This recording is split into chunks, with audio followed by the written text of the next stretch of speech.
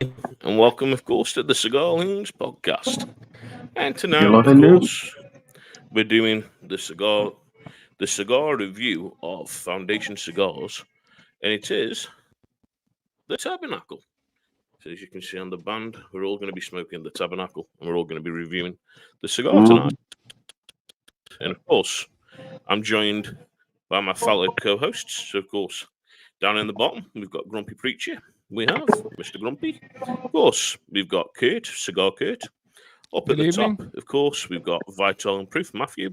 And then, of course, we've got Tobacco G6, which is Jesse. And, of course, myself, Gaz at Rocky Cigar Reviewer. So we hope you all okay. And, yeah, it was an idea we all came up with, of course, to do this cigar review and see what we all get, with all of us being all over, of course, with me being in England, the rest of the guys being situated all over the States. We thought we'd get together and do this cigar tonight. And like I say, it is the Toro, and nice looking cigar, which we just lost Matthew, but he's coming back, which there he is. And of course, Kate's up in the top corner.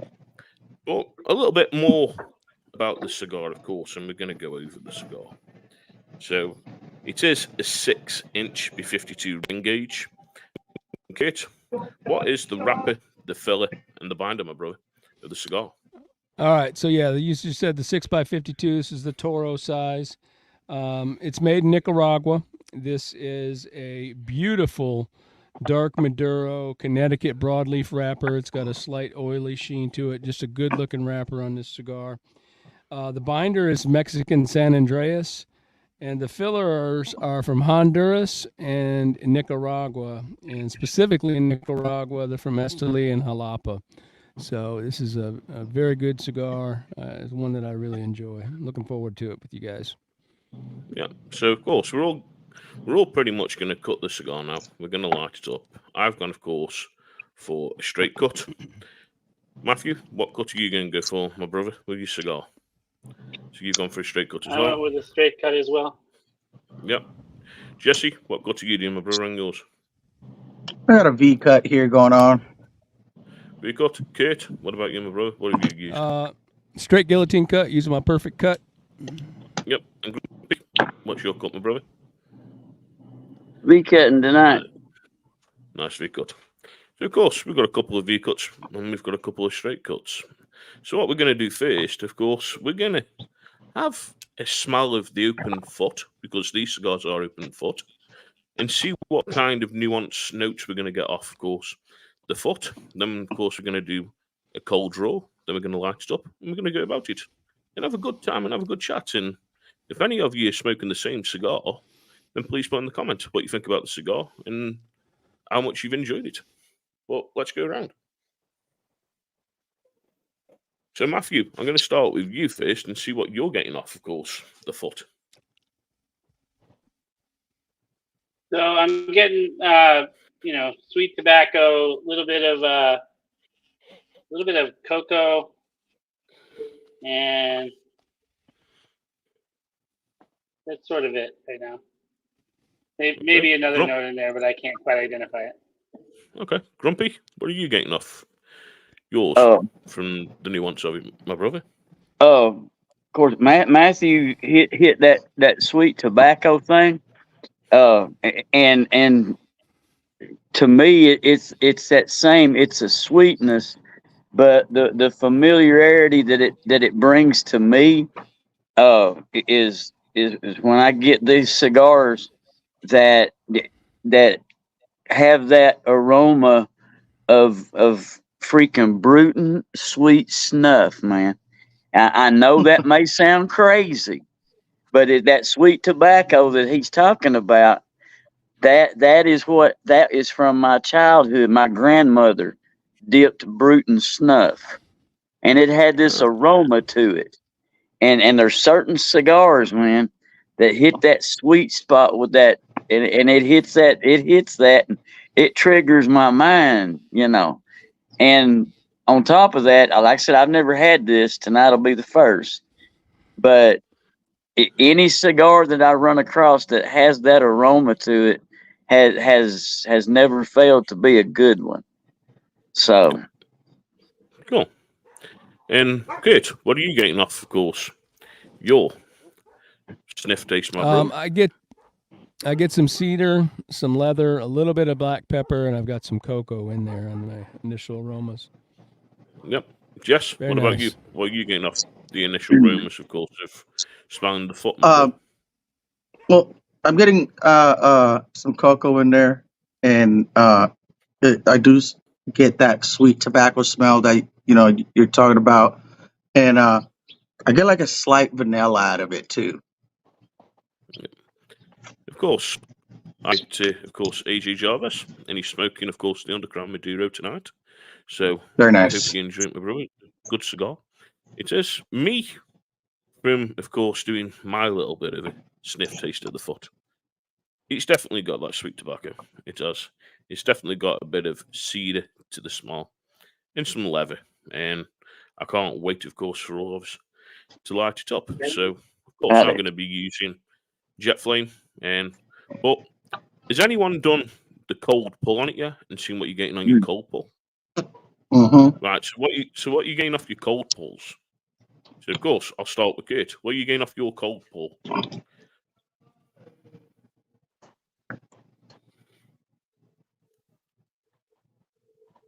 Kurt, you're muted.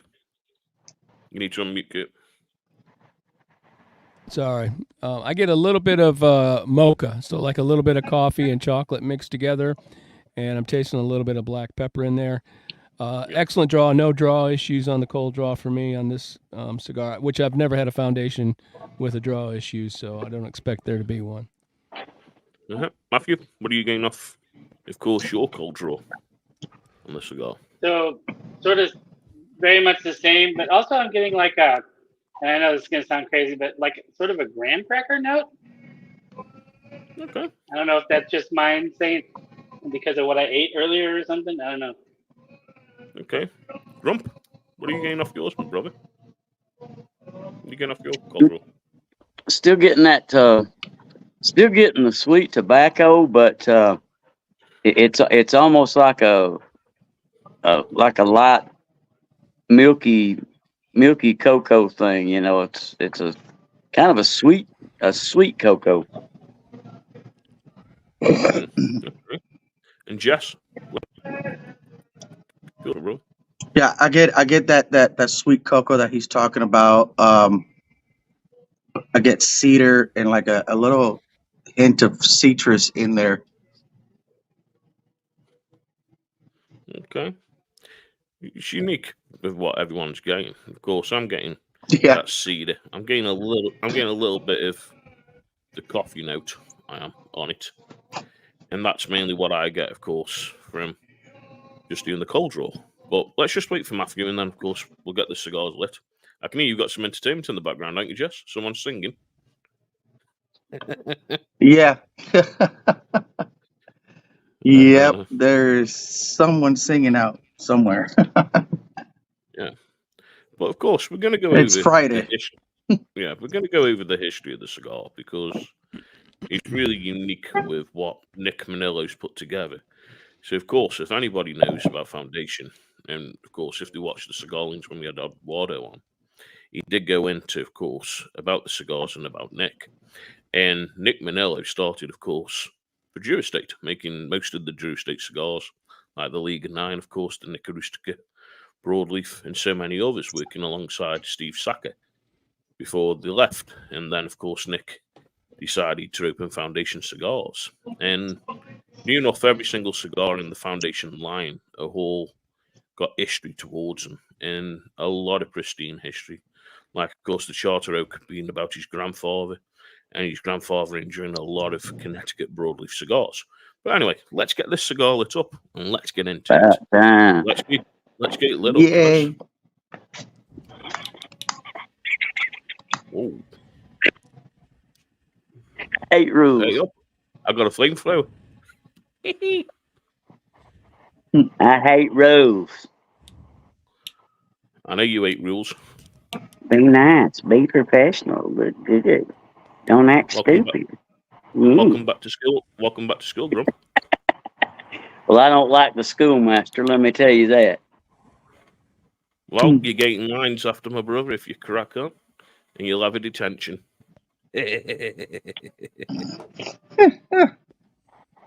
What is that? Is that like a porch over? What do you got? What is that thing? What? A nice latte. You got that baby's Them maxed hurricane- out. Yeah. He's scaring the neighbors.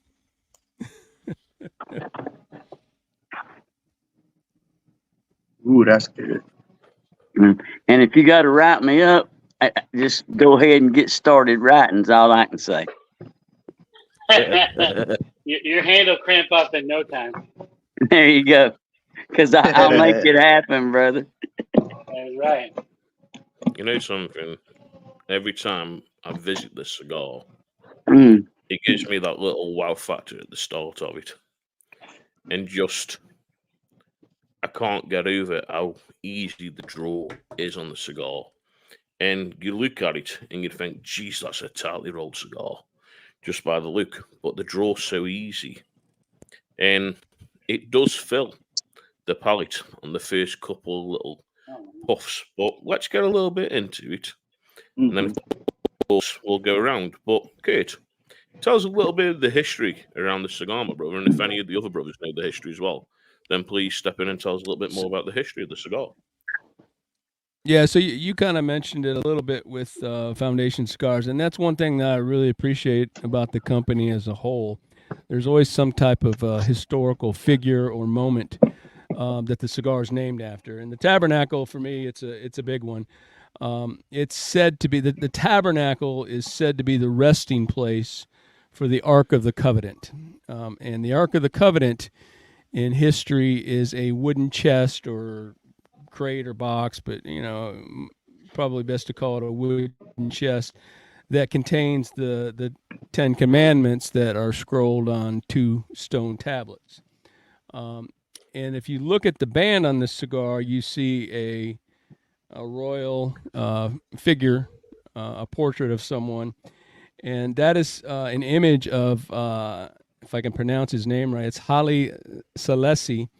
And he was the emperor of Ethiopia from 1930 to 1974. And he is said to be a direct descendant of King Solomon. And the significance behind this is it is thought to be, or throughout history, depending on who you talk to or where you look, the Ark of the Covenant is said to be somewhere in Ethiopia. So thus, that's why we put this. This emperor on there, direct descendant of King Solomon. So that's basically the history behind the cigar and the band. It's a beautiful band. It's got a beautiful. I love that gray background on that. It's subtle, but it's got that flashy gold. Just very elegant. Yeah, and of course, it does come in different sizes that you can get, and they do this cigar, of course, in a David and also in a Goliath size, which is a short, fat, pig-style cigar. And, of course, you would have seen the short, fat pigs if you picked up any of the undercrowns from Drew Estate. And they've got a lot of different shapes, but, of course, Grump, what are you getting off your first couple of puffs, my brother, into the cigar? What kind of notes are you getting? It's still got that nice cocoa-y thing to it, but it don't take you long to figure out there's a pretty decent dose of pepper. It's not, it's not one that hurts you, but you start recognizing that it's there, especially if you retrohale it. You do recognize that pepper's there. And it does have a little bit of leathery dryness to it. That's just, just for starters. But but I like it though. I mean, it's a very comfortable cigar. Okay, Jess, we'll go to you next, of course, with you being new to this cigar as well, like Grumpy. What are you getting off your first couple of puffs? I get a little bit of that cocoa, a little bit of the coffee, and really, really weird. It couldn't help it, but it's like the main thought that came to me as soon as I took a couple drags off of it, and it just tastes beefy, like a steak, kind of. I don't know how to explain it. It's damn good though. It is damn good. Matthew, what are you getting, my brother?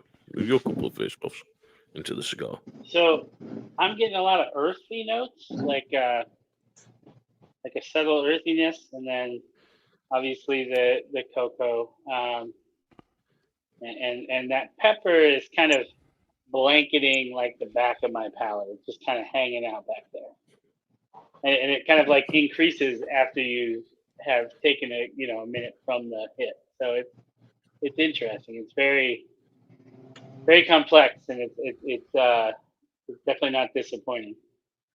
What about you, Kate? What are you getting off your first couple of puffs into the cigar? For me, I get like a rich espresso.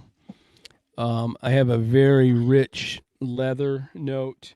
That black pepper is in there. It's not a real stout black pepper, but there's enough black pepper to say, hey, I'm here, And then I get some oak in there, and to me, it's a what I call a very chewy smoke. It's got great smoke production.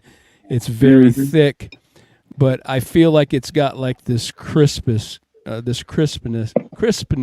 it, where it's just like a crisp oak and that crisp, chewy smoke, and it's something I really enjoy. Yeah, it's definitely a chewy smoke, and of course there's the earth, and definitely espresso, and that black pepper there that isn't a direct hit in the mouth, but as soon as you take another hit of that cigar, the black pepper ramps up a little bit more, and it's a good general cigar. But of course, what's everyone else smoked out of Foundation, and what have you enjoyed, and what are you thinking of this cigar so far, just getting into the first couple of puffs? So, Matthew, what other Foundation cigars have you explored, and what have you enjoyed from Foundation? I've had the Charter Oak, both the I've had the Shade, the Connecticut Shade, and I've had the Broadleaf, and then I had the Tabernacle one at a time. But unfortunately, that's all I've tried. I'm like, I think that's the only ones of theirs I've tried. I really enjoy all of them that I've had, though. Make a very good quality cigar. Cool. And then, of course, AJ, he says, my underground was getting black pepper, earth, and a little coffee dry smoke, which, yeah, pretty much, that's about the same what I've had out of course, the Underground Maduro before, and it is a good cigar. But, Grumpy, what about you? What have you enjoyed out of Foundation cigars, and what have you tried, and what do you think? Well, I think the only other, and of course, I'm old, I forget, but I think Charter Oak is the only other one that I've had. But I've had the Connecticut Broadleaf and the Shade, and as odd as it is, being a Maduro fan, I actually got more enjoyment out of the Connecticut Shade than I did the Broadleaf. So, as odd as that is, Okay. and but this here's like Kurt said. I use that sometimes myself. It has that chewy, it has that thick, chewy kind of thing to it. You just want to chew on it. Jess, what about you? What other Foundation cigars have you tried? And of course, what do you think? Only other one I've had is the Charter Oak in the Broadleaf, and I enjoy that cigar very much. Now that you've mentioned how good the Connecticut was, though, I'm gonna have to try that. But that's the only other one I've ever had, and from that one to this, it just the quality doesn't fade in any way. It's all there. Yeah. And Kate, what about you, my brother? What have you had out of Ghost Foundation? What have you enjoyed? As you know, this last year I've really been diving into the Connecticut Broadleaf. So the Charter Oak Broadleaf, for me, that is an excellent everyday cigar. For the price point, I don't know how. Well, I do know how they are able to keep that price low because they choose to, but they could get a lot more for that cigar. It is. This is like a next step up from it. But other than that, the Olmec, which I've recently been enjoying, and I gotta say I love this Tabernacle, but that Olmec for me, I just absolutely love that. And I've smoked the Maduro and that dark Mexican San Andreas wrapper on that thing. I love that cigar. And this is a close second. The two are totally different though. The Olmec is nothing like this cigar. So if you haven't smoked the Olmec, it's worth taking a visit. Yeah, and AJ says here, of course, he's had, which when it loads up, he goes, I've only had the Goliath Perfecto. Of course, ample smoke, black pepper, cedar, coca, coffee. Was good to the end, picked up sweetness, berries midway, and finished with a cocoa and cedar. And that's, of course, in the Goliath of the Tabernacle. And this is the thing, something. They've got many different cigars, and I've been fortunate, of course, to smoke the Matata. Which now, of course, is the Askham. I've, of course, tried the Olmec before it came to the UK market, and I've smoked more of the Olmec. And then this, of course, the Charter Oak I grew love. And then I've also tried their infusion style stuff. And the Django's not a bad infused cigar. It's not like your typical Drew Estate, where, of course, it tastes like oak and basically just gives you that horrible perfume taste.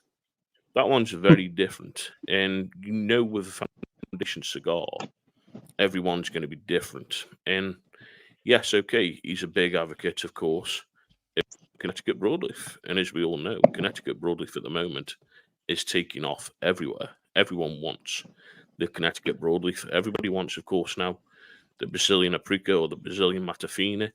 And they also want, of course, the Mexican San Andreas. Now, what do you reckon, Grump? Do you reckon there's the mixture, the wrapper, the fill, and the binder goes together? Or would you have used a different wrapper and a different binder and a different fill for this? What's your impression? If you're talking about for this one right here, I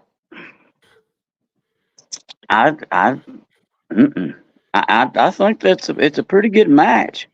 I mean, I know when you stop to think about the, Connecticut Broadleaf wrapper and the Mexican San Andreas binder, and both of those being, pretty fair strength.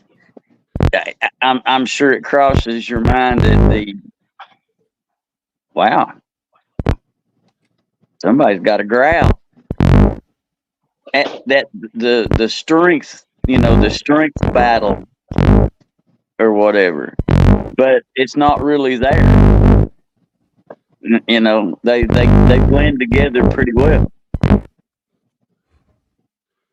What the hell is that noise? I don't know. I have no idea. I muted myself to see if it was me. Yeah. Wow, and I'm outside on the porch. I think it's you, Grumpy, when you're talking because everyone else is muted. I think it's you, Grump. Well, I'll be darned. But yeah, I get what you're saying, Grump, and I think the mix of it's not a bad mix with, of course, the San Andreas as well as the Broadleaf, and like you were saying, Grump, with the strength kind of portfolio of them two, you'd think there's the mixture and the taste would be out there and wild. And to be honest with you, both of them situated together, they mask one another up pretty good. And this is the thing. But of course, we'll go over to Matthew. Matthew, what do you reckon about, of course, the fill of the binder and the wrapper all together? What do you reckon? Perfect match, or could they use something else on the match? Well, I think personally, I think the San Andreas, lends more of a spiciness usually, right? So I'm not really getting a lot of that. So I think the Connecticut Broadleaf is doing a lot to cover that up. And then like the fillers are interesting to me because it's two different, fillers from Nicaragua, Esteli and Jalapa, and then we have the Mostran Valley and Honduras tobacco. That's got to be lending some interesting notes here. I don't know much about that area, but I think that's really interesting. I certainly don't think there's a whole lot of ways to improve on this. It's really balanced. It's got a lot of flavor. Yeah. Okay. Kate, what about you, my brother? What do you reckon, David? I don't have any complaints. I don't know what else I would do to it, and I'm not really anyone to, I don't blend cigars. So, I mean, as far as I'm concerned, and each cigar is going to be different, so I think this is something very unique. I don't really, it's not even when you talk about the Charter Oak being a Connecticut Broadleaf, this one is different from that. This is like a step up, and I think it's that Mexican San Andreas binder. That's one thing that I think I really like in this cigar. Yeah, and of course, we'll go over to Jess. And Jess, what do you reckon? I really, really enjoy how they blended this, and it's not gonna be me now. Jess. I realistically though, knowing of the tobaccos that are in it, I truly expected it to be a much more spicier cigar. But the balance, the smoothness, everything works. Everything works together just right. Yeah.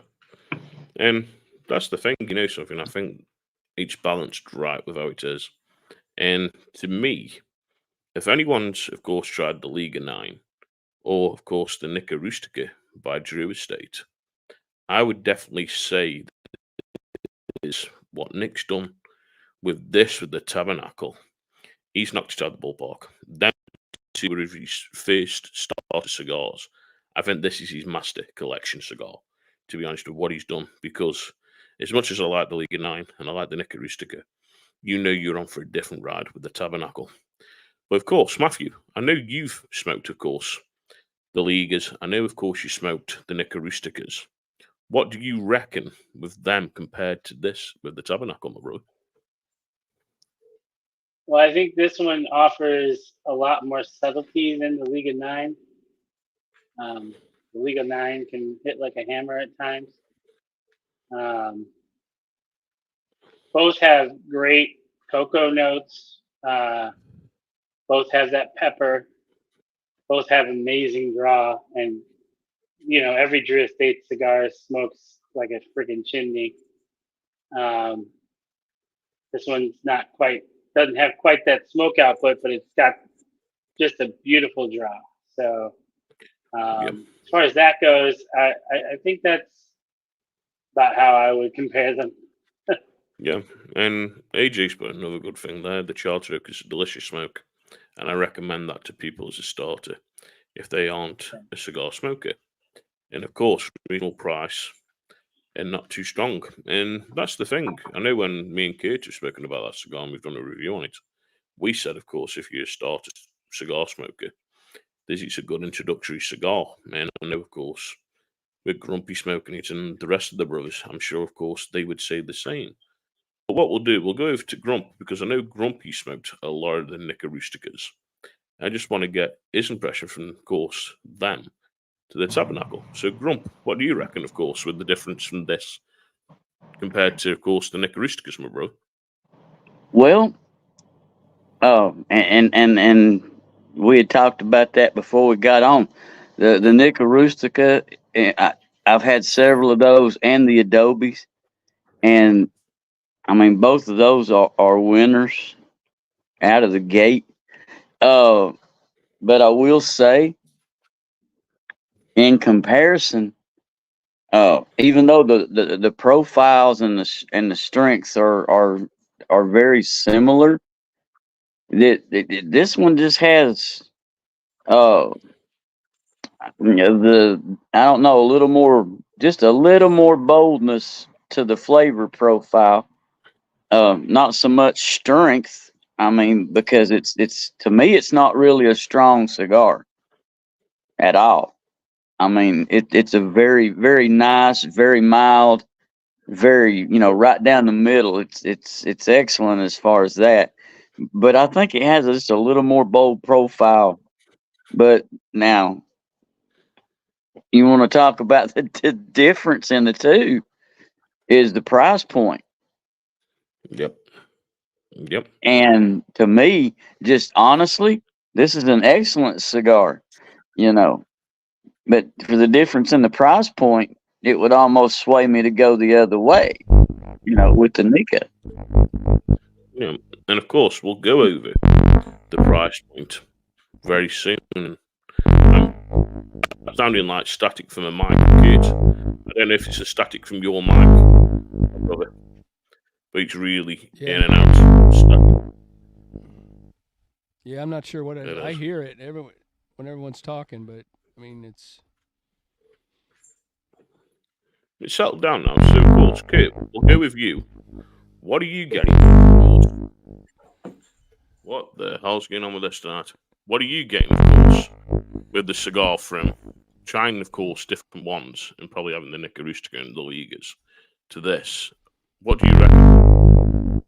Well, the Nika Rustica, that's a smoke machine. There's definitely a lot of smoke in that one, and it's a different flavor. And I think it all goes back to this Mexican San Andreas binder on here. It just gives it that little bit different, unique taste that I find that I really I like it. I mean, I like the Nika Rustica, and the price point on that, you can't beat that as well. So.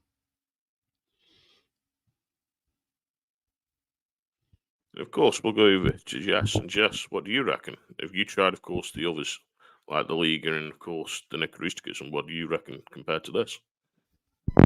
The only one I've had is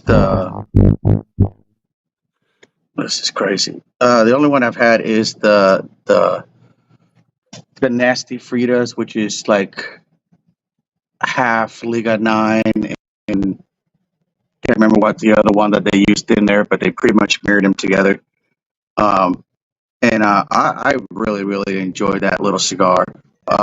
It's got just the perfect boldness, for the size of it. And you kind of get a little bit of the characteristics of that here, just more refined. Just like Kurt said, this is an upper level. I mean, you try to compare them, but it's kind of hard to compare both. That's interesting, like I say, and I know, of course, smoking, especially the Nika Rustica Broadleaf and the Liga 9, they are kind of in a different setting compared to each other. And the Liga is kind of more bolder, stronger, in your face of a ride, where the Nika Rustica is just subtle, but will give you that extra step up and tell you it's here to stay and really whack you. And of course, like AJ's put here, I agree with Grumpy about the Nika. I posted a review on Instagram a few weeks ago on it, and I was pleasantly surprised with it. So of course, he's enjoyed it. But that echoing is doing my head tonight, so we do apologise. We're having some technical issues tonight. I don't know why with sound, because sound's been quite good over the last couple of weeks, so we do apologise. Of course, we are smoking the Nika Rustica, not the Nika Rustica. Yeah, there's guys, you shafted up. We are smoking, of course, the Tabernacle. And you know something? I'm enjoying the Tabernacle. It's a good cigar, and of course, we're getting down into it. As far as I'm concerned, when you look at the ash is a nice solid ash, nice whiteness. Beer line's a little bit wonky, which of course you can see on Grumpy's. It's the same, and Matthew's ash is kind of dropped off, which excuse me, and it is a good cigar. It does recorrect as you get into the cigar, and they do come off in lumps, the ash does, but it depends on how you are, of course, with smoking the cigar. But what we'll do, we're going to go around the table again now, of course, and we're going to find out what everyone else is getting from the notes. So, of course, I'm going to go down to my bearded brother there in his nice Cigar Loons t-shirt, rocking it out, and we'll go to Matthew. And Matthew, what, of course, are you getting now off more of the notes as you're getting through into the cigar, brother? What are you getting? Well, I'm getting a lot more leather now. And I would say the pepper is sort of intensifying. It's definitely ramping up some at this point. It just happened too. Like that last hit was pepper. Wow. Okay. We're awake now. Yeah. And then just leather is kind of coming to the front. I think I want to say I'm getting a little bit of like a toasted oak now. Okay. You know That's what interesting. I mean? That's interesting. I don't know if that's normal, but that's what I'm getting. I haven't sipped or smelled my whiskey yet since I started smoking it, but that'll probably change. That's interesting. Yeah, that's interesting that you just brought out that note, because as we're going to go over to Kurt next, Kurt already said, of course, didn't he, as we started, about a wood kind of note. So let's go over to Kurt and we'll see with Kurt if he's kind of getting the same kind of note from this cigar. So, Kurt, what about you, brother? Are you getting that same kind of note, or what would you say? Kurt, you muted yourself, bro.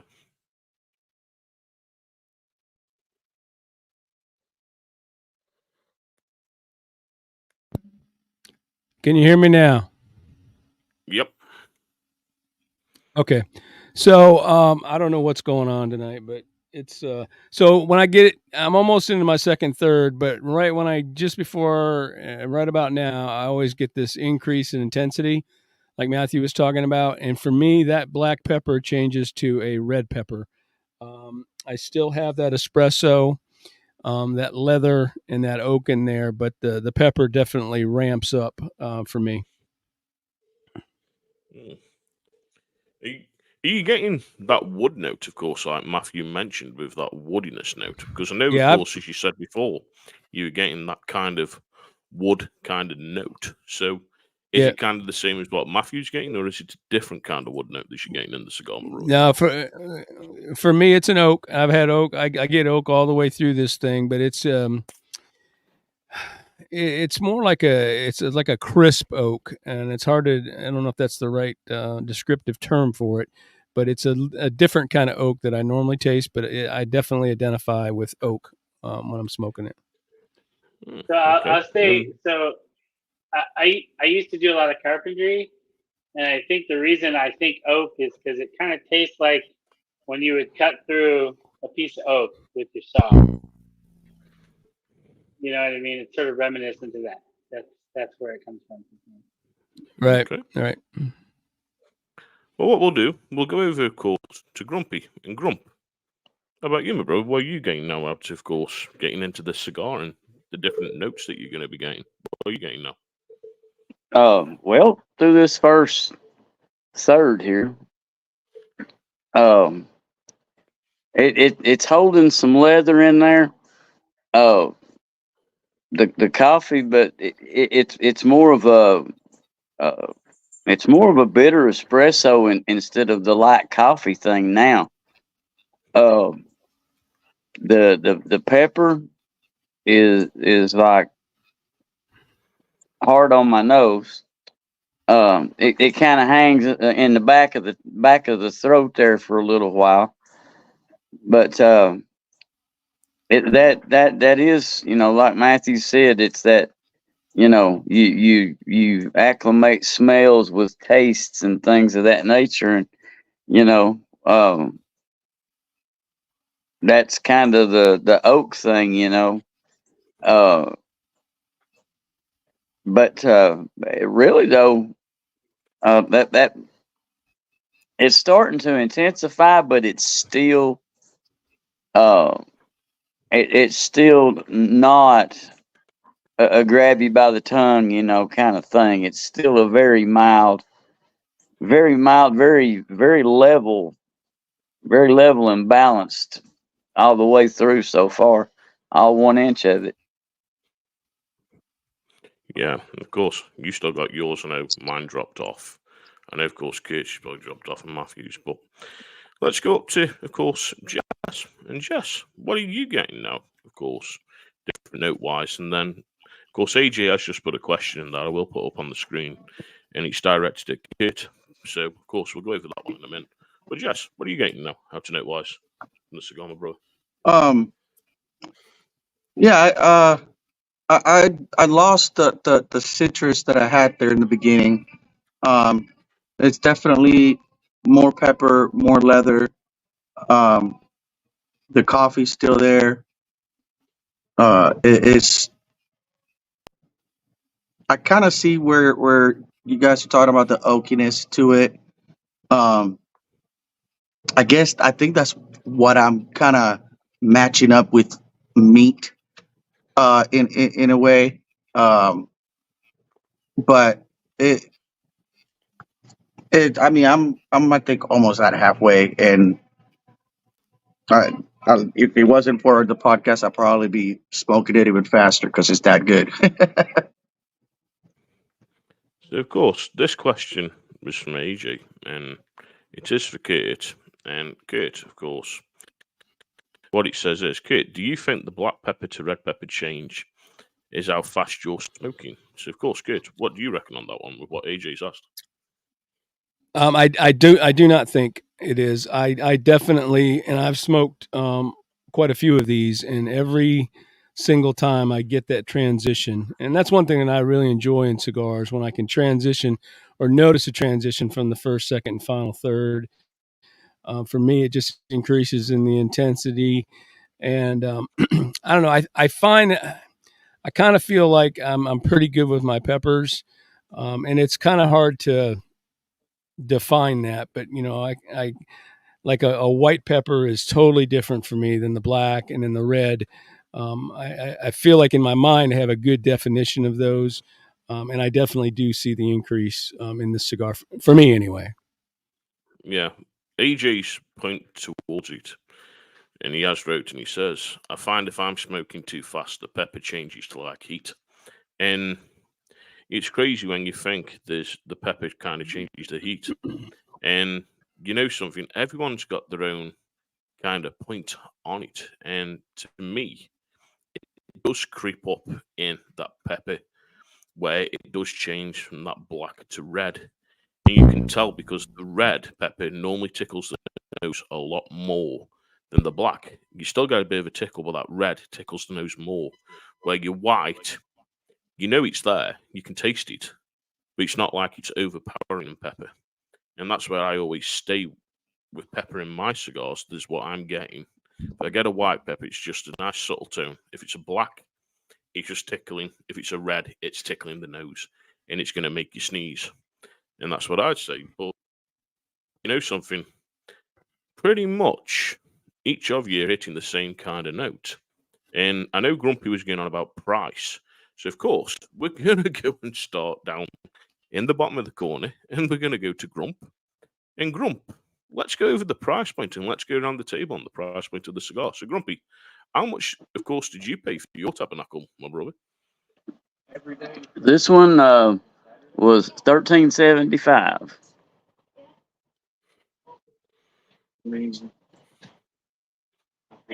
Okay, that's not bad. And of course, tell people, of course, whereabout you got the cigar from. And of course, people know you're down in, of course, the Florida Panhandle. But where was the shop that you went in? Of course, purchased the cigar, my brother. I have to in the Panhandle down here. See, I'm in Farmville, man. We don't have and if the good Lord blesses me with my financial blessing, I'm going to open me a cigar shop down here if I had to open it myself. But I have to drive. I go 20 miles north to Dothan, Alabama. If any of y'all up in that area, man, it's on the south side of the circle there, Ross Clark Circle. It's called the Tobacco Shop, and it's right there in the shopping center where 231 and the Circle come together. There's a McDonald's there, and right in that back line of buildings, it's a pretty good sized place. Says Tobacco Shop. Now, it is one of those that has every other product under the sun, from the CBD to the vapes to kratom to, everything. But they have a really decent. Of course, you guys saw, I did that little video, in the humidor there. It's not gigantic, but they do have a very, very good variety. They don't have everything, but they Yeah, but they have a do decent hit some selection. good. Yeah. I've already thought of a name for when you open up your cigar lounge in your cigar shop. The Grumpy Bastard Cigars.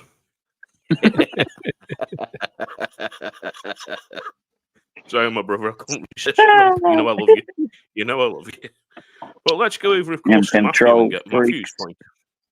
Because Matthew, of course, lives different in America. So, Matthew, of course, where did you grab your cigar, and tell people about where you're situated and the price point for you on your cigar?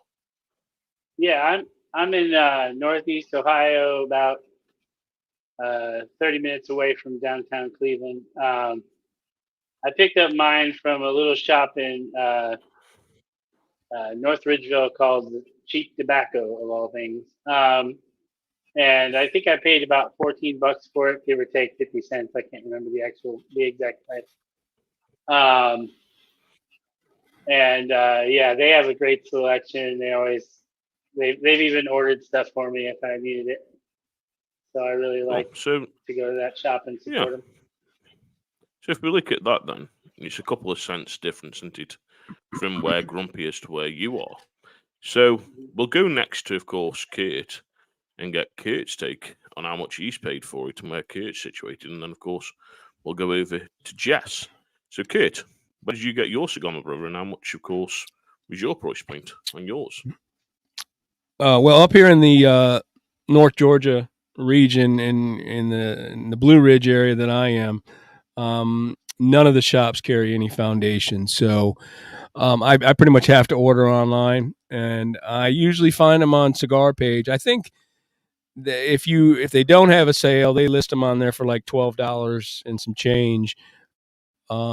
Every once in a while you can find them for $10, but this last 10-pack I got of these, I absolutely stole these. I got them for $7.90 a piece on a 10-pack. So, Jeez. And for me, at that price point, it could be almost an everyday cigar for me. But I think, I don't know, this cigar is special to me, and this is like, it's probably not something that I want to smoke every day, because when I can smoke it and I can go back to it and pick it up, it's just, I appreciate it more. But yeah, I absolutely stole them off there. So, and that's the cheapest I've ever seen them. So it was a good deal. Couldn't pass it up.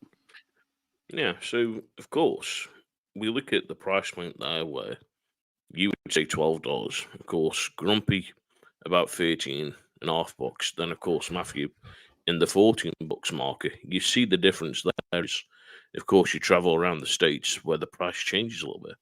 But let's, of course, go with Jess, because we all know, of course, Jess is in the Washington area. And Washington, of course, prices are a little bit dearer. But, of course, Jess, what did you pay for your cigar, my brother? And where did you get yours at? Well, I'm in Wenatchee, Washington, Apple Country, on the east side of the Cascades Mountains. And there's only 3 shops here in town, and all owned by the same people. So not a whole lot of variety. Um, I had to get this one online, and I got this one from Neptune, and it was right around 13 something. I can't remember exactly, but it was around $13. Yep. Yeah. Did you get, of course, taxes on that cigar as well, with where you are? Because I know Washington's taxes are quite high. Oh So yeah. you would have had, of course, the tax on that. Yeah. But Yeah. still Oh not a yeah. bad price. Still not a bad price, is it, when you think about it, for what you guys are getting. Now, of course, is my brothers always say, if you're in England, you need a mortgage over here. Because I picked this cigar up at GQ Tobacconists, and it works out at £31.99, which is basically $42 for the cigar. A $42 cigar. So just look at the price point of that compared to you guys in the States. And as I've said before, England pulls my trousers down and gives me a good royal stuffing. It does, which of course, it's crazy. But go on, Grump. What you got? What you got to say, bro? What you got to say? It is that with or without Vaseline? That's without Vaseline, my brother. Straight up there. It's like taking See a fit. that's why you need to move on over here. Quit playing. Pack your bags. I know, my brother. I know. I need to get over as soon as I can. And this is the point. I do need to get over quicker than I can. Which, Man. of course, AJ's put a comment, and he's put, my local lounge has a small walk-in with mostly veteran-owned, of course, boutiques that are all on Cool. all the other shops of vape stores and have a lot of cigars, but don't take care of them. You know Mhm. something? That's an upsetting thing, isn't it? And I'm seeing quite a lot of the posts on Instagram and on Facebook where people are walking in and they think it's plume on the cigar, but really it's mold. And you can tell it's that kind of festering mold on some of the cigars. And I remember one post over the last week where the guy walked in and they were, of course, Fuente cigars. And he looked at the box and walked out. And he asked, of course, the owner, when was the last time, of course, you wiped the whole humidor down with distilled water? And they're like, oh, we don't need distilled water. Distilled water's already all in the cedar, everything's air controlled, blah, blah, and all the rest. And you could tell straight away the cigars had lost all the oils, all the minerals that were in it, and they were totally ruined. And it's an upsetting thing when we see this. And you know something? We are big advocates, of course, of boutique cigars. And of course, Foundation is a boutique cigar. Now, I reckon within the next couple of years, maybe next year, I don't think it's going to be boutique anymore. What about you, Grump? Do you think he's going to be boutique within the next coming years? Or do you think he's going to be one of the major players like, of course, AJ? When AJ started off, he was more boutique. Now, of course, AJ's taken off and he's a big, massive power player.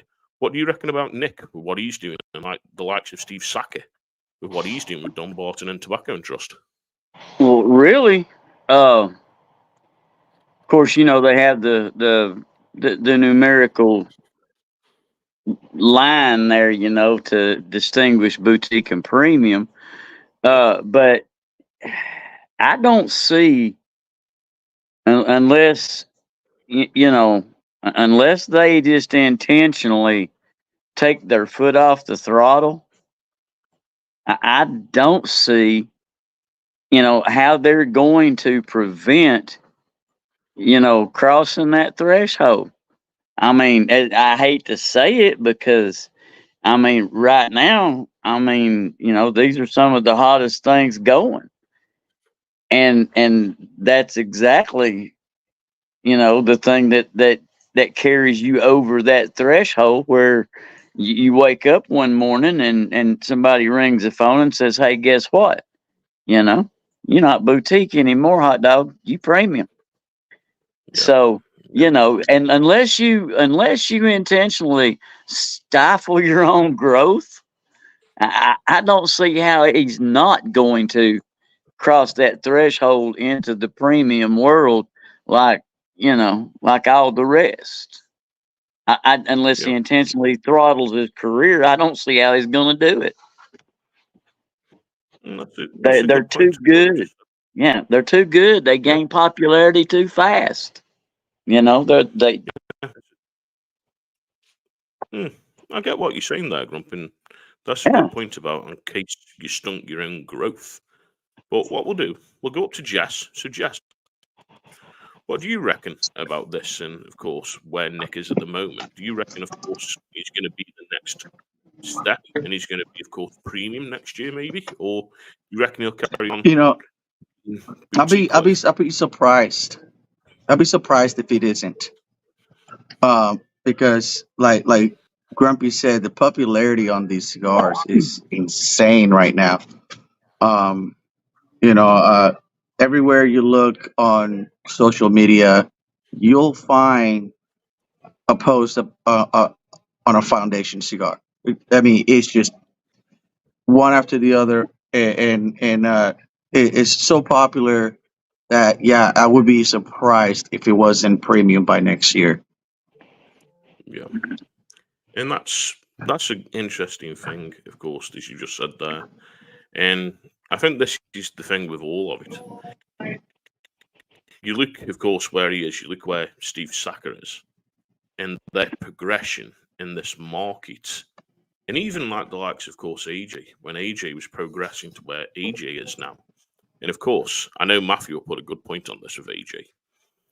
It's just where you look at him. But Kurt, what about you, my brother? What's your point on this? Where this looks? I think eventually they will get there. I think that, and I don't know. This is just kind of, from my geographical environment up here. I've heard that to be able to for a shop to carry them, they have to have so many facings, and I wonder if that's holding them back. And I see both sides of it. You can't store all these cigars in your warehouse, and somebody only wants this particular cigar. They got to carry the line or whatever. But I don't know if maybe they could back down on that a little bit, and then maybe they would get into a few more shops, because I don't have them up here, and I love them, and I wish they did. But I think eventually they will get there, and I just don't know. That's just my gut feeling on it. I don't know, other than what we've heard, as far as the number of Yep. facings that they're required to carry and stuff. So, What about you, Matthew? What's your point on this? And of course, we mentioned about AJ and stuff, and I know you've got quite a good say on this. So, what would you say, my brother? So I think they're going to go wherever they want to go. First off, like if they want to go premium, they absolutely will. I don't think they're trying to hold back. So I think it's absolutely going to happen in the next year, maybe year and a half. They're going to cross that threshold. I don't have any problem with a company doing that either, as long as they keep running things the way that they do right now, especially with their amazing quality control. These, Yep. every cigar they put out is just beautifully rolled. I don't think I've ever seen like a cleaner shade wrapper than that Charter Oak shade. You know what I mean? It is just beautiful. So I don't think that there's any slowing them down really, and I'm excited to see where they go.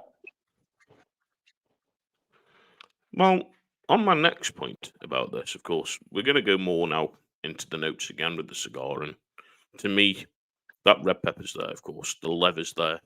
There's a nice bit of earth. There's still a subtle coffee there, and something, it's still a good chewy cigar. The ash is falling off again, and I am working my way down, of course, into the band.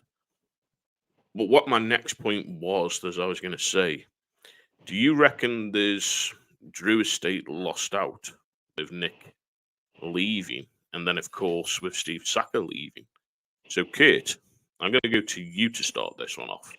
And of course, what are your notes you're getting in the cigar? And then, of course, the answer to the question that I've just asked.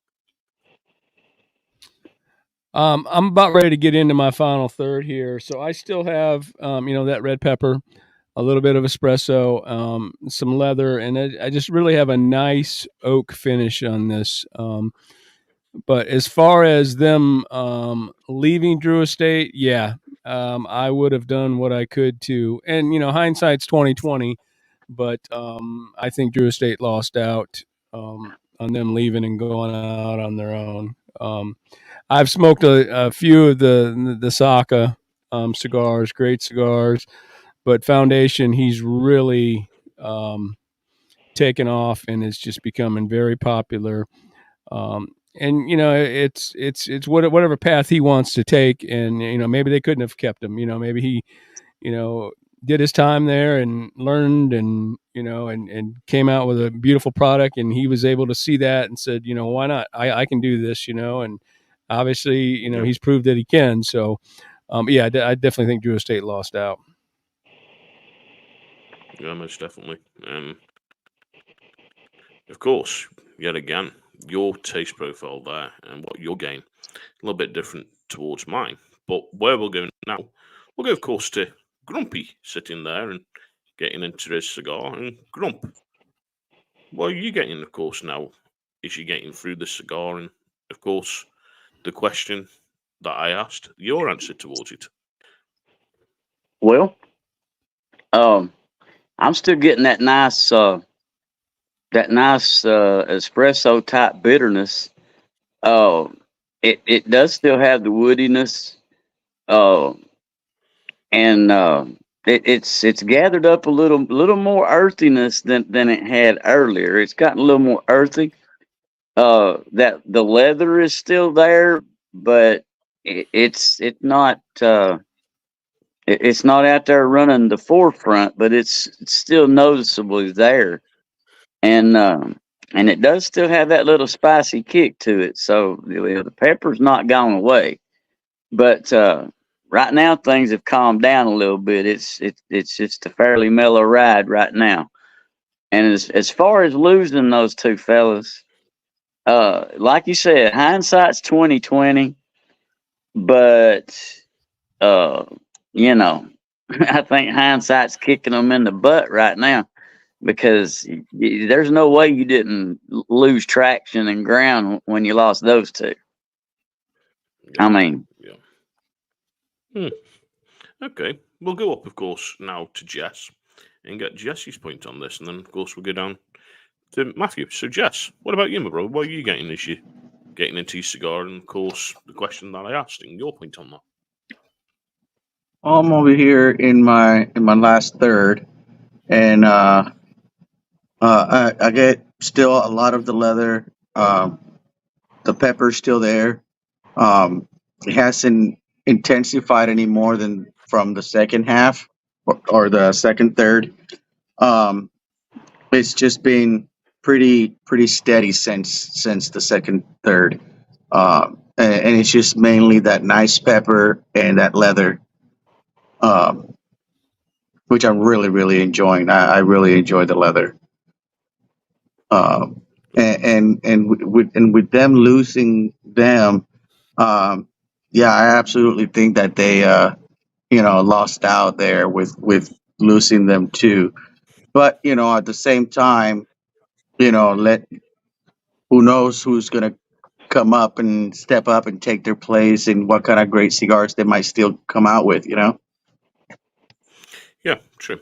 And Matthew, of course, we'll go down to you now. What are you getting, of course, in your cigar, and what do you reckon to the question that I asked? So at this point in the cigar, I'm definitely getting those leather. I did sip a little bit of my whiskey, and it sort of helped bring out some more of that cocoa notes than I was getting before, because it's sort of a very smoky Scotch. So that has changed it a little bit, but I'm still very much enjoying both, honestly. And then as far as losing those two guys, Saka and Nick, like, you know, those guys are trailblazers. They are moving the cigar industry into new heights. And of course, they lost out by losing those two. But I think in the end, kind of everybody wins because they're pushing everybody to do more, to do better, to do more interesting blends. And I think it's, you know, that's it. Yeah, AJ, of course, he's moved on now to a Brickhouse Classic, Cedar, Leather, and into Cocoa. And I like, of course, the Brickhouse Classics. I do like them cigars, and pretty much got the nuance that I'd say of course, what you're going to get out of a Cuban with the cedar, the leather, and the hints of the cocoa. And I think that's what JC Newman tried to do with that cigar, was try and give you that kind of nuance of a Cuban cigar when they brought out the classic. But what do you reckon about, of course, Nick going to the AJ factory and having some of his cigars made at the AJ factory? Do you reckon that that's one of the perfect matches going with two up-and-comers in the cigar industry? And do you reckon they are the wow factor? Because, you know, sitting with Laurel last week and, of course, smoking the new Diaz de Gloria Brazil, what a fantastic cigar that was. And it knocked my socks off, and I was surprised with that. We've never, of course, tried it before. And I have tried, of course, some of the other stuff that is made at the AJ factory, like the Wise Man and different things. Of course, we know he's now having the cigars made at the Dom Pepin Garcia family, of course, the My Father family, and he's having some of the Wise Men cigars made there. But what do you reckon about that pairing that he did, of course, with AJ, and now, of course, going over to Dom Pepin? So, Matthew, what's your point on that? And then, of course, we'll go around. Well, I think anything that is made out of that AJ factory is going to be just a great cigar. I think, you know, I've smoked banger after banger after banger out of there. I'm sort of weirdly obsessed with AJ Fernandez, so you know that. But yeah, I think really anywhere he's going to go with it, he's going to take it. He's going to take it to new heights. I will say, apparently, I've got the slowest cigar smoker award of the night because I'm not even in my final third yet. But no, I think Grumpy. He was Grumpy. Oh, Grumpy. Okay, so he's got me beat by a little bit, right. huh? And Kate's got his beat all the way down. When you look at Kate, he's got the number already. Yeah, he's on a pick already. I just took my band off here a couple minutes ago. Yeah. I don't know how y'all enjoy things. What do you reckon on the pairing, of course, with AJ and then moving over, of course, to the Dom Pepin Garcia family factory? What do you reckon on that? With how he's done it? Well, I mean, you know, we know from all of the different guests that we've had over the last year, you know, and talking to them, and they've kind of given us that backroom view on how a lot of things, you know, a lot of things come together behind the scenes. People collaborate, people get together, you know, and it's a very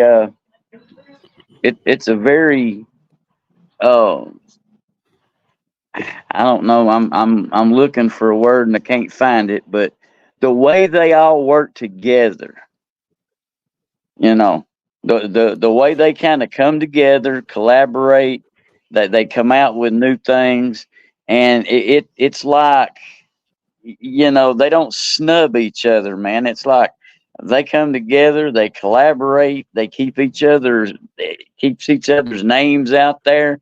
It looks like a pretty good brotherhood to me. I mean, you know, the way they do work together, they support each other, you know, and it amazes me to see it. Yeah. Good. What about you, my brother? With, of course, moving from AJ and then, of course, going now and having some of them made, of course, it's the Don Garcia family. Well, if Don Pepin the Garcia, sorry. if the Olmec is a testament to him moving over there, it definitely did the right thing, because I love that Olmec. And I was not aware until Laurel mentioned it a couple weeks ago that they're making the Olmec for him, and like a light bulb went off in my head. I'm like, wow. And I don't know, because AJ's younger, Nick's younger. I don't know if it's that new generation of blenders and companies that are coming. I think you cannot say enough about the history of a lot of these companies and these people. These master blenders are in their 70s and 80s year old, but definitely there's younger companies out there that are filling those shoes as well. They're going to come right into their own, and AJ and Nick both are a testament to that, as far as I'm concerned. Yeah. What about you, Jess? What's your point? Well, I'm a big fan of my father's cigar and just about almost everything that Don Pepin puts out.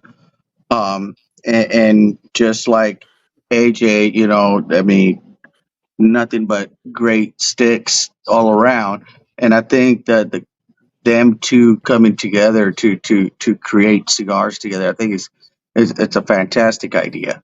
I think that there's going to be other cigars that they're going to put out that we are all going to be wowed on. I could pretty much guarantee it with having AJ and Pippin together. Yeah, I definitely think it's a good mix with what he's brought out, of course, with AJ, and definitely, of course, with what he's bringing out at the Don Pepin Garcia factory. And you look at what Don Pepin puts out, it's banger after banger. You look at AJ, it's banger after banger. And Mm-hmm. you know something, Nick's doing the same. Even if it's the Highclere Castle cigars, that Victoria's a different kind of ride compared to, of course, the Tabernacle, like the Charter Oak. And there's different ones. And I just want to say, of course, thank you to Triple for saying it's a good stream that he's watching. AJ, of course, is putting the comment, and when it shows, so he's still getting a lot of use from the 50 cal nubby, and he's put thank you. So we're great you're enjoying it, and like I say, Kurt's a master at what he does. I want to say, of course, hello to everyone on Instagram who's watching, and also on Rumble. But what I'm going to, guys, I'm going to let you do some of the talking, because one of the dogs is acting funny. So I'm just going to check on the dog, and I'll be back. But Kurt, I'm going to stick to you, my brother. So one question when we always do these reviews is, the question that always comes to my mind is, when someone's watching this review, is this for the new cigar smoker? So someone that's maybe just started smoking cigars, is this a recommendation for them? And I'm curious to see what you guys think as far as strength.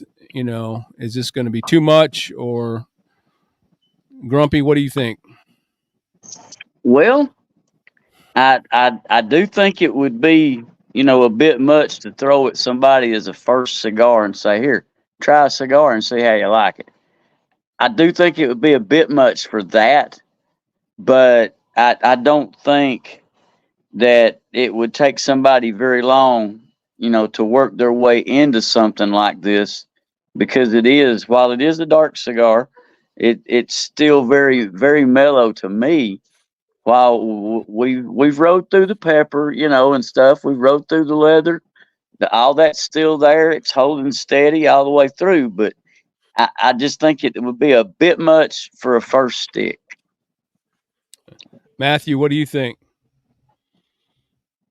So, yeah, it's tough, because I think it depends on the person. If you're into like real spicy whiskeys and things like that, you might be able to handle it as your first cigar. But I certainly don't think I would tell somebody who's never had a cigar to have one. But maybe somebody that's like a couple months in, still trying to figure out their palate, I might send them this one. Right. I don't think they would come up with really get the complexity of the cigar on that first smoke. I know I didn't, because I smoked mine my first one like a year or two ago, and this is the first time I've revisited it, and it is so much more. There's so much more happening now that I can taste and sense than I did the first time. So I think it's not a bad one if you're early, but it's really good if you're like starting to get into your groove. Mm-hmm. And Jesse, what do you think? I'm right there with Matthew. It just really depends on the person. There's probably maybe two people that I know that I maybe give this to as a first. But that's just based on, what they already like in life, spicy foods and whiskeys and stuff like that. Um, I don't think it's a horrible cigar for a first timer, being that it is so smooth and not really punching you in the face. Um, but it is going to take, like he said, some time for a new person to be able to appreciate everything that's going on in this cigar. Right.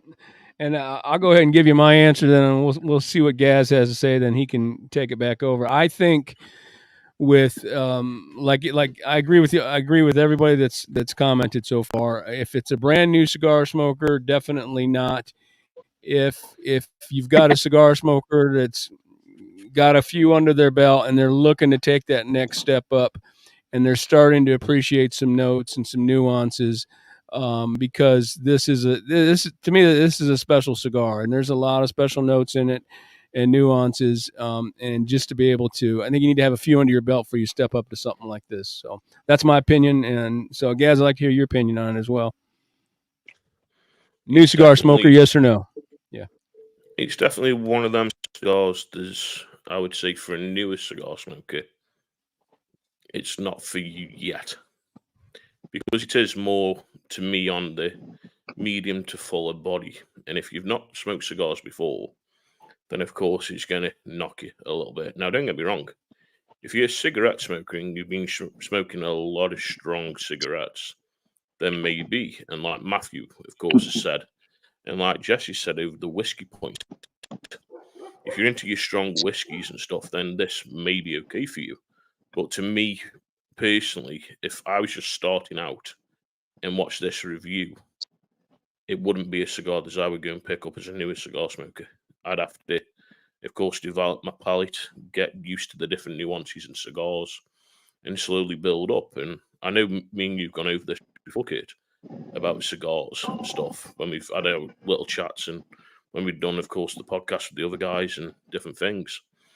It's a hard one when you look at newer cigar smokers and giving recommendations out. And to be honest with you, I don't like giving many recommendations out, because what I enjoy, someone else might not enjoy. And it's a hard one. But to me, if you've been smoking cigars for a couple of years, then yeah, go and try it. If you're new to it, I'd say not yet. And of course, we had one of the Cigar Loons members ask about, of course, the blackened M81, and was saying, of course, should I start on that one? And we were like, no, you just start, my brother. That's not for you yet. And you know something? We like helping people. We're not here to tell you, no, don't try it or anything. It's just, we're just giving our opinions. And don't get me wrong, if you are looking to try it, then for the price point, it's a good price point. I would definitely say, like you, Kate, it is one of them special cigars. It's a special cigar for me to smoke. It's not an everyday cigar, especially with the price over here, like I said to you. But when I do grab one, boy, I enjoy sitting down with it and smoking it and enjoying it.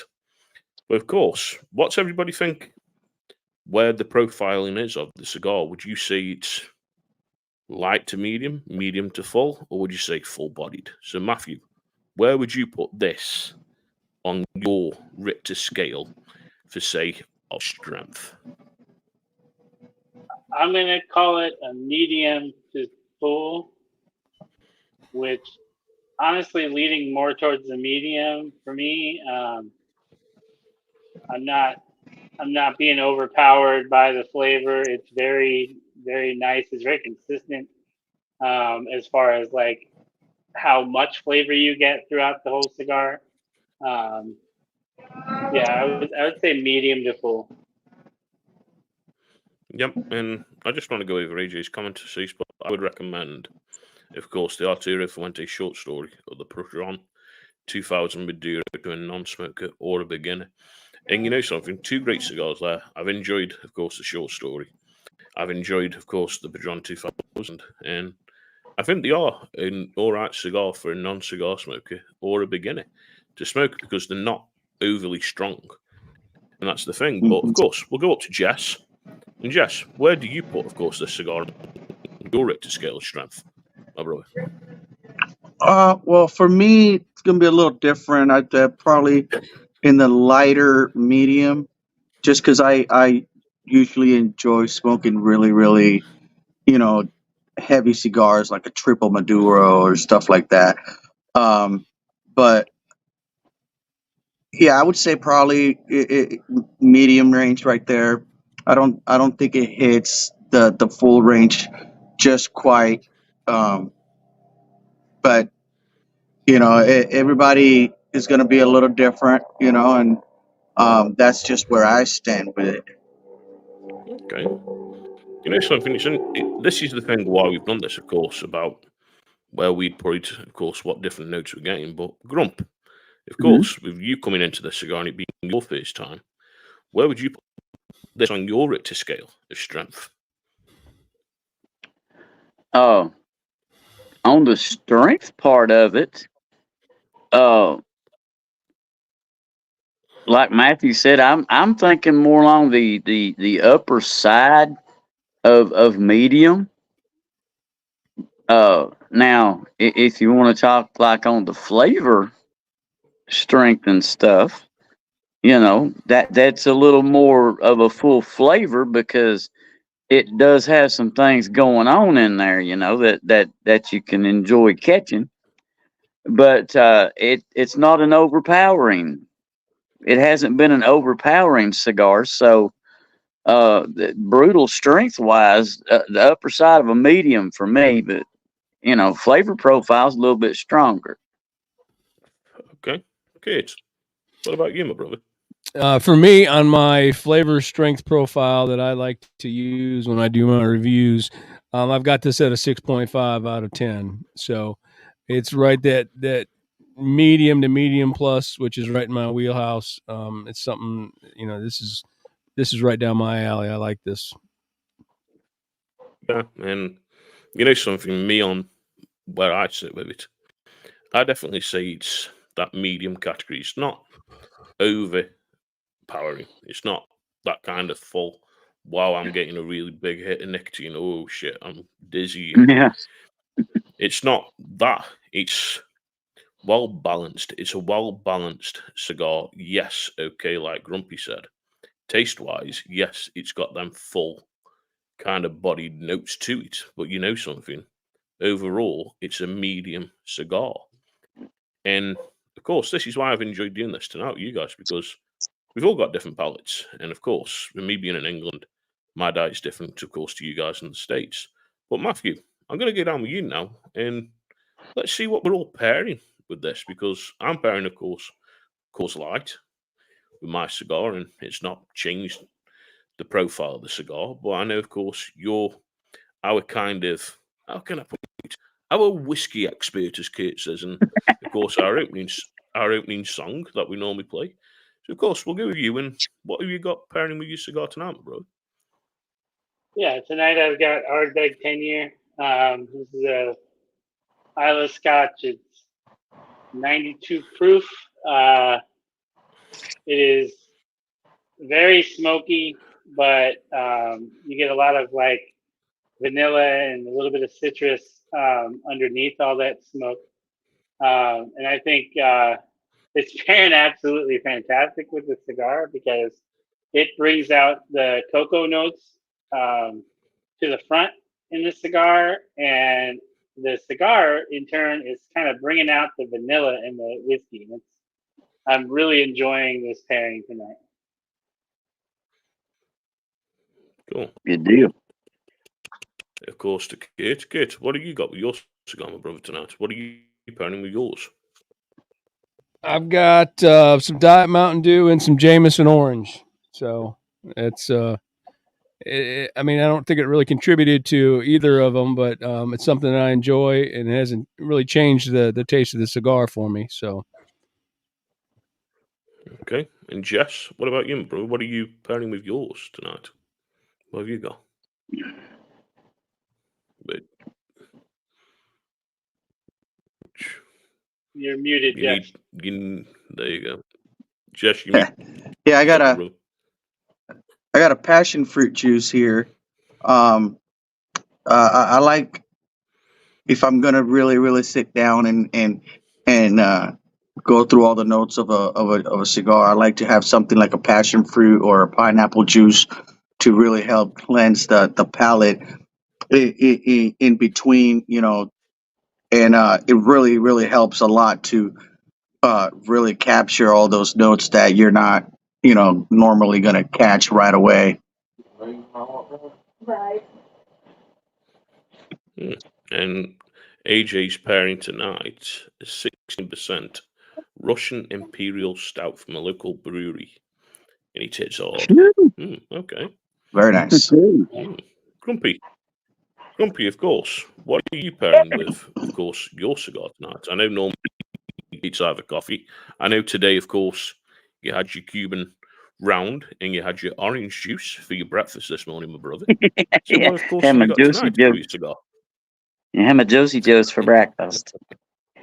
Coffee, you know me, you got to have that coffee, and it does it does keep it keeps that espresso bitterness, keeps you kind of in touch with it when you drink pear matches, and kind of hits with the flavor of that you're getting from your cigar, man. It just it's kind of a smooth thing there, But now I occasionally too like to use poor man's Dr. Pepper, Mr. Pibb.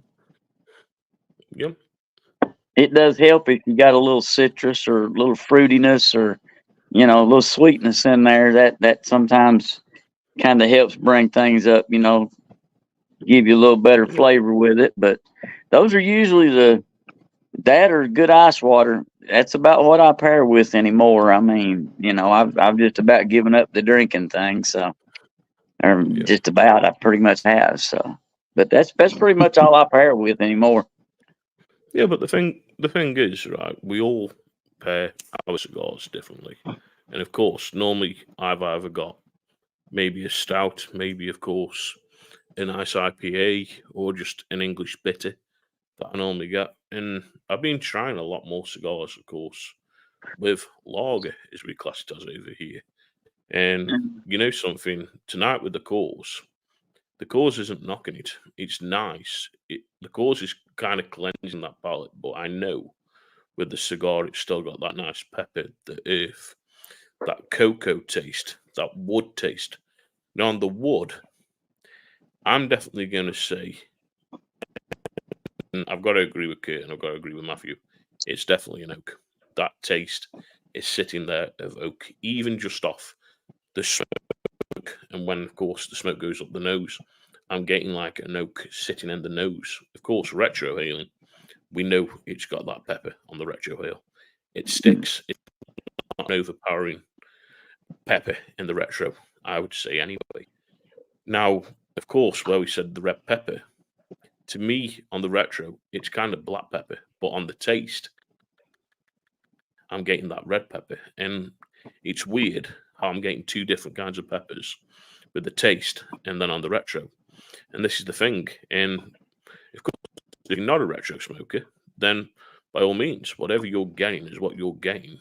And it's just the difference in the cigar. But to me, this cigar's been and Kurt, of course, I'm using my pick you made me. And thank you again, my brother, for it. And I absolutely love using this with my cigars. I've got two small little problems coming in my cigar now. And I've got two small little tunnels coming. And I normally get this when I come into the cigar. Just get down to this back where kind of just tunnels a little bit. And I've known other people who've smoked, of course, the Tabernacle. and they've had some issues, of course, with tunneling and different things, and the colour of course, the wrapper changing. Now, what do you reckon about tunneling in cigars? Because this is a thing that we haven't properly gone over, and I know, of course, when we had Ricky on, Ricky mentioned about tunneling, different things, why, of course, he uses different shapes, of course, the difference with box press and different things. But Matthew, what's your point on, of course, tunneling in cigars and different things, brother? Yeah, I mean, I was starting to get a little bit of a tunnel as well on this one. I find that if I slow down and maybe heat up the outside of the end of the cigar a little bit with my lighter, it will calm down. Sometimes I've got them, I'll get them real bad, and I'll have to just let it go out almost entirely, and then knock the ash off and start over. It can. The problem with it is it starts to get a real bitter flavor if it tunnels too bad, and you get that heat that AJ was talking about earlier. That's my biggest problem with tunneling, and oftentimes it's because I'm chimneying away and I get away from myself, Yeah, don't get me wrong. The tunneling in this hasn't, of course, impacted the cigar. I'm not saying it's impacted the cigar whatsoever, because I'm still managing to smoke it. And like you said, of course, letting it sit, knocking the ash off, probably purging it, like we say, of course, blowing through the cigar to get rid of all that bitterness and any, of course, embers of the cigar left. Then relighting it, you normally find it recorrects on its own, and this is just recorrecting on its own. But of course, Kurt, what about you with tunneling, my brother, in cigars? Because I know you've had a couple where you found it tunnel and different things, but of course, where's your point on this with tunneling? Yeah, every once in a while I'll get one that tunnels, but I've never seen anyone. I don't know if they're sending all the ones that are going to tunnel over to the UK or what, but I've never seen anybody have more tunnels than you over there, brother.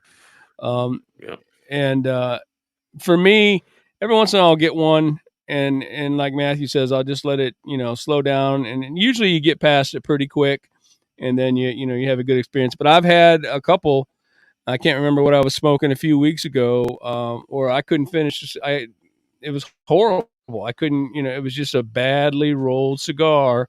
And, it goes back to, this is a handmade product. Every once in a while, no matter how good the company is, you're going to get one of those. But I don't, as a whole, I don't get too many issues with it. So, I mean, it hasn't been a big issue for me in my experience. What about you, Grump?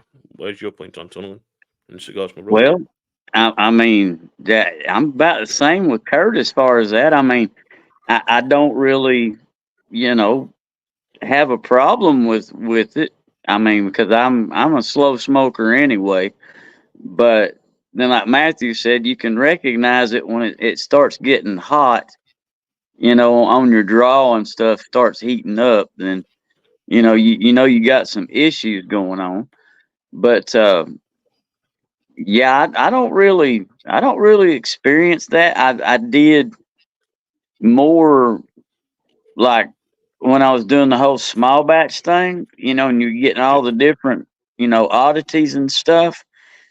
Once in a while you might got a little something out of one of those, something, but for the most part, I've not really had to experience a whole lot of tunneling to deal with it. So, if I told you I was the expert on it, I'd be lying to you. I'm just glad you brought up small batch, and we'll go into small batch in a minute, because Foundation have just brought out a limited edition cigar with, of course, small batch again, and they've done 2 so far. But of course, we'll go up to Jess, and Jess, you need to unmute yourself, my brother. So just remember, unmute yourself. Where's your point on tunneling? Yeah, there was a helicopter going by, so. They're looking for you, Jess. What have you done? Yeah. What have you done? Yeah. Looking for you, my brother. But no, tunneling, I don't know. I haven't had too many. Um, the ones that I've had, I've pretty much done what Matthew's done. Is just kind of burn on the outside, and kind of help it out. But I haven't had too many issues with tolling. Okay. So, like we say, of course, with small batch cigars have, of course, just had a new, of course, cigar that's just come in by Foundation. And, of course, before they had the Grasshopper, which was a limited edition. And you had, of course, Candela. And I believe it was also, of course, the Broadleaf that they had. But now they've got a new one that's just come in. And it was released on, of course, Instagram that I saw it today. And I'm just trying to find out what the name is. But of course, guys, you carry on talking and I'll find the information out on this. And then, of course, I'll tell you what it's called. This new cigar that they've just had in. I will.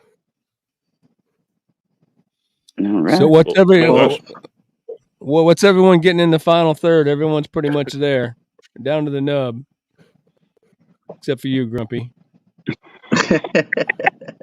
Watch it, buddy. Don't be picking on Mine me. got a whole lot more pepper in it towards the very last end.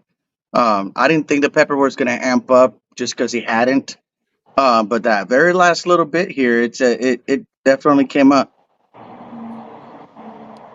Matthew, what about you? Just pretty much, more of the same. A little bit more intensity here in the last third. Not getting any bitterness, which is good. Sometimes you get that in the last third.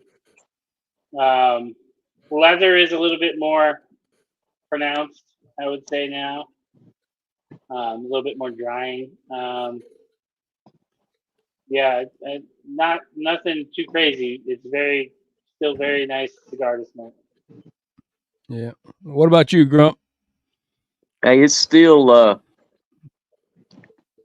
for me. It's still got that nice espresso bitter to it. It's still woody. Like Matthew said, it's a little intensified, but it still hadn't crossed over into that smash mouth. It hadn't went there, but it's definitely picked up in the last third. But it's still very palatable and very very enjoyable. Best way I can put it. Yeah. For me, I get that nice red pepper still, the leather, and it's just got a really nice oaky finish for me. It's just, I mean, it finishes very nice. I mean, It right does. down to the nub. It's nice. So, Mhm. Gaz, what about you, brother? What you getting in that final third there? So, my final third, I'm getting, of course, pretty much the same as what you guys have been saying. And just a quick one. That's the new cigar, of course, on Cigar Page. And it's called, if I've pronounced it right, which knowing me, I'm probably going to shaft this up. It's Menalik, I think. Menelik. It's called. And of course, you can get a pack of 4 of them for $66. And basically, the wrapper, it's Mexican San Andreas. The binder is Nicaraguan Jalapa Crojo, 99. Crojo, sorry, 99. And then the fillet, of course, is Nicaragua Condiga Esteli and Jalapa. And it's a box press cigar. And it's a 6B52 in that cigar. Now, if you want to get a box of 12, it's $198 for the box. And to be It's not honest with bad. you, I like the presentation because, of course, yet again, you've got probably another person from the European culture. And on the box, of course, you've got the sun. And it is, of course, the Foundation sun that's there. And you know something, I like the box art. I like the box art on, of course, the Foundation cigars. And I do like what they bring out. But to me, in this back fin, coming down towards the nub, it stays the same for me. It doesn't intensify anymore. It's an enjoyable cigar. It's nice on the palate. And you know something, it's a really enjoyable cigar. And I'm glad you guys have enjoyed it tonight. I'm glad, of course, Grumpy's enjoying it. And Jess is, and of course Matthew visiting it. And of course you and me have smoked this before together, and it's different when we do this, and of course bring these, of course, reviews out. And you know something, there's going to be plenty more of these reviews that we're going to do on different cigars, and we've got some exciting ones coming up with the guests that we're going to be doing. And yeah, but to me, overall, great cigar. But where would you say now, of course, getting down to the cigar and finishing it, where would you say, of course, you would put this on your top 5 list? Where would you put it on your top 5 if you had a top 5 list? Where are you going to put the Tabernacle? So, Kurt, I'll go to you first. Where would you put this on your top 5 list? Probably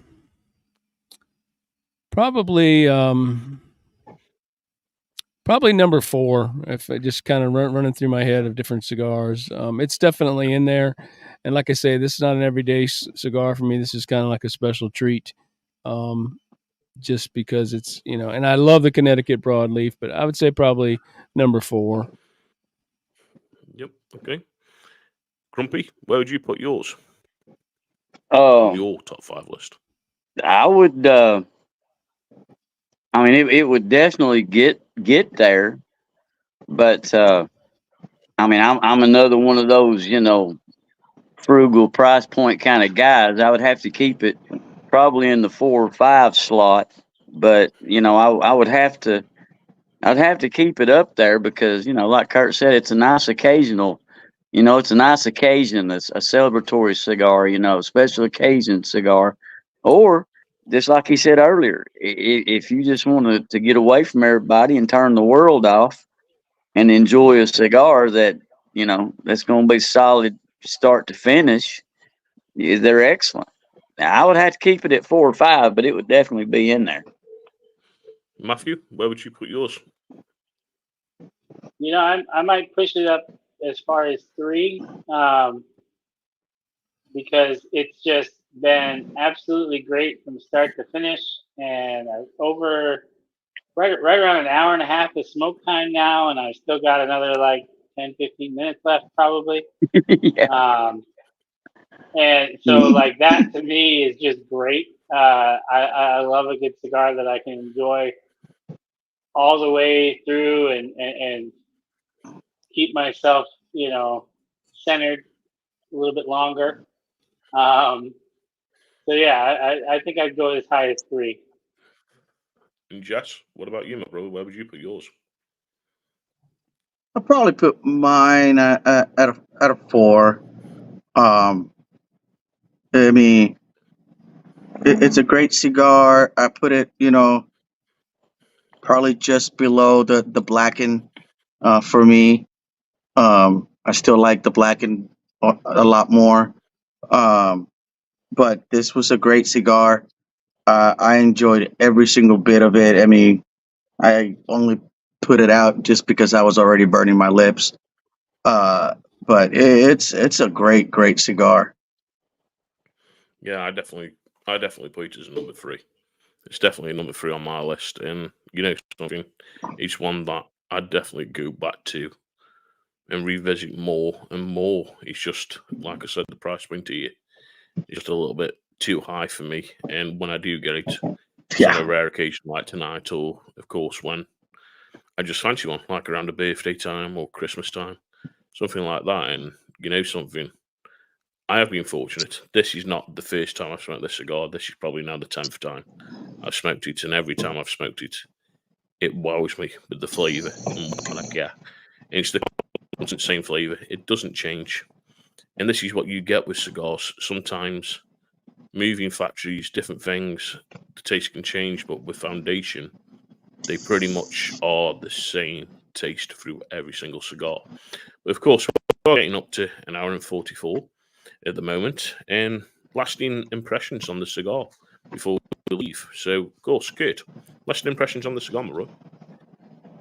Great Connecticut Broadleaf. Absolutely love the cigar. And if you want to isolate it just to Connecticut Broadleaf, it's up there. So it's just one that I enjoy. Like you said, the consistency and the quality. I haven't never had a bad one. So thumbs up from me. Grumpy. Being as how this was, my maiden voyage with this one. We discussed the various things that would maybe hold it out of being, a daily smoker.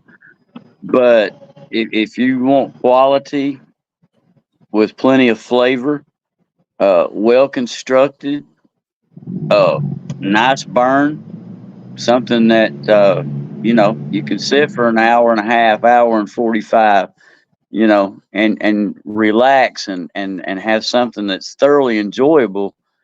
But then, like Kurt said, and like we discussed before, that whole price point thing, that it keeps it in a special occasion category for me, but it's definitely up there on the radar. Matthew? Yeah, I guess the biggest impression I have tonight is that I definitely am going to get some more. I'm very much enjoying it, especially, like I said, the pairing I'm doing is just chef's kiss. I'm very, and since I've gotten more into these peated scotches, I think I'll probably be leaning towards the Connecticut Broadleaf side of things because I think they pair well nicely. So, yeah, I think overall, I'm super glad I got to do this with you guys, and it's just always nice to get that confirmation that I'm not totally full of shit when I hear you guys say the same notes that I'm getting, Jess? Yeah, I enjoyed it, every single bit of it. I definitely give it a thumbs up. If you are experimenting with broadleaf or just experimenting with going into darker cigars, I would definitely say try it. I love me a good broadleaf, and this cigar was, from the very beginning, it was a wow factor cigar. Yeah. And my lasting thing would be, if you like Connecticut, especially broadleaf, you've not tried it, and pick one up. Try it. Try Charter Oak first to see what you think of the Charter Oak. Then, of course, move up and try the Tabernacle, because the Tabernacle is going to wow you compared to what, of course, you get with the Charter Oak. Both different kind of profiles on the cigar, both, of course, Connecticut broadleafs. But definitely go and try them. And like I say, if it is these you like, your peat, of course, whiskies, then maybe try the Ardbeg with it, the 10-year, like Matthew's done. And of course, you can catch everyone's reviews on different cigars on the Cigar Loons website by visiting www.cigarloons.com. Of course, you can go and catch Kurt's personal review as well, and that's on his YouTube channel. And you'll be able, of course, to listen to this on Facebook. You'll be able, of course, to listen to it on Spotify and Rumble and Instagram if you want to go and revisit this while you're sitting with the cigar. But from us, thank you, of course, for tuning in tonight. We have been doing the review on Foundation Cigars, and it has been the Tabernacle Broadleaf Toro. And from me, stay smoky. Everyone else, say your sayings. So, Kurt. Smoke them if you got them, and we'll see you next time. Matthew. Don't start none, won't be none, and we'll catch you on the next one. Jess.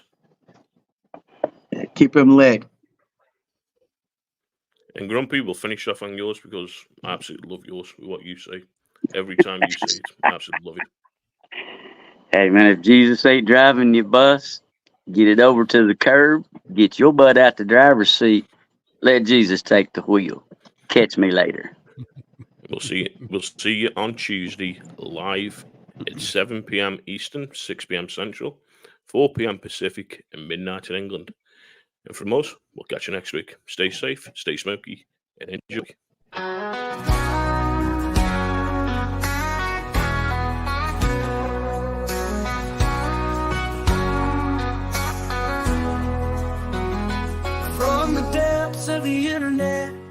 podcast did arise. A trio of loons with cigars in their eyes.